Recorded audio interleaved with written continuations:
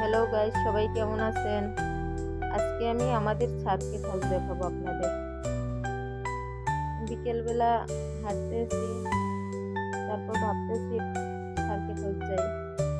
একটু ওয়েট করেন, দেখতে পাবেন। এই তো আমাদের সার্কিট হাউস। তো গেটের সামনে দাঁড়ানো আছি, এখনই ঢুকবো। এই তো আমাদের সার্কিট হাউস। তেমন একটা লোকজন নেই, খালি। তারপর কম নাই, এর চেয়েও বেশি অনেক লোক হয়, কিন্তু টাইমটা ছিল একটু, এই জন্য কম। আর একটু পরে দেখা যাবে অনেক লোক।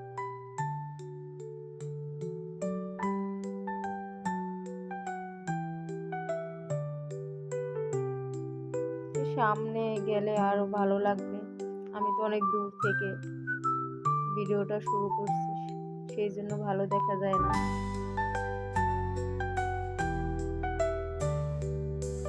মনে অনেক দুষ্টুমি করে।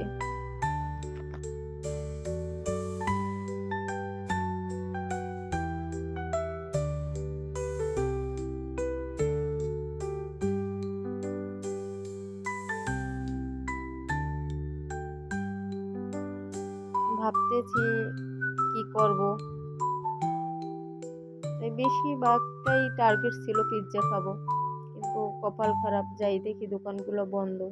আমি বেশি সময় দিই নাই, হয়তো অপেক্ষা করলে দোকানগুলো খুলতো, কিন্তু আমি সময় দিই নাই।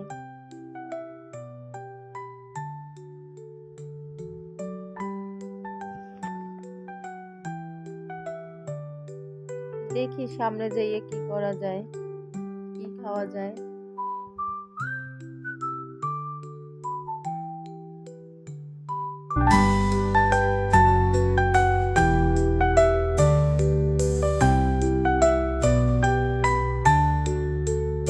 অনেক দূরে দোকান এখনো।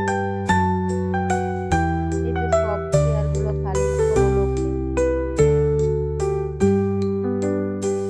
না, দোকানগুলো সবই বন্ধ, কিছু করার নাই। আবার ব্যাগে আসলাম। মোহনা বায়না করতে আছে, মানে একটা খেলনার দোকান দেখে ওই জায়গা দিয়ে খেলনা কিনবে।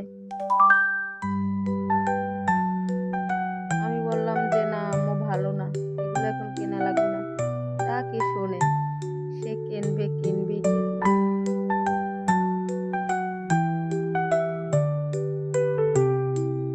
ও বলে ওইটা নেবে। তারপর হাঁটতে হাঁটতে দেখি সামনে একটা বাদামের দোকান। কি আর করবো, আমার কাছে তো অত টাকাও নাই। তার চেয়ে বরং বাদামই কিনে নিই। বাদাম টাকাও কম, স্বাদও বেশি। তারপর 10 টাকার বাদাম নিলাম।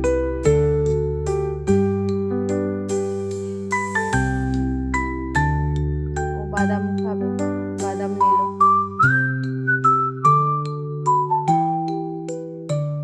সামনে দেখি সামনে দেখি আর একটা চিংড়ি মাছের বড়ার দোকান। রসুন আর রসুন আর বেসন এগুলো দিয়ে খুবই স্বাদ। তারপর আমি একটা নিলাম, একটাই নিলাম, কারণ আমি বেশি একটা খাই না, ওগুলো আমার অতটা পছন্দ না, তাই এক পিস নিলাম।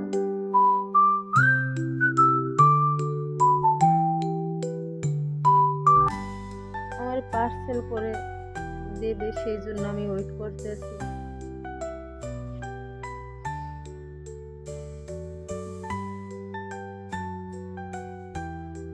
পার্সেল করার পর কি করব, কোন দিকে যাব ভাবতেছি। তারপর ভাবতে আছি আমি ডিসি পার্কে যাওয়ার ইচ্ছা আছে, দেখি চেষ্টা করব যাওয়ার জন্য। জানি না যাইতে পারি কিনা, বেশি দূর নয়, 5 মিনিট লাগে যাইতে।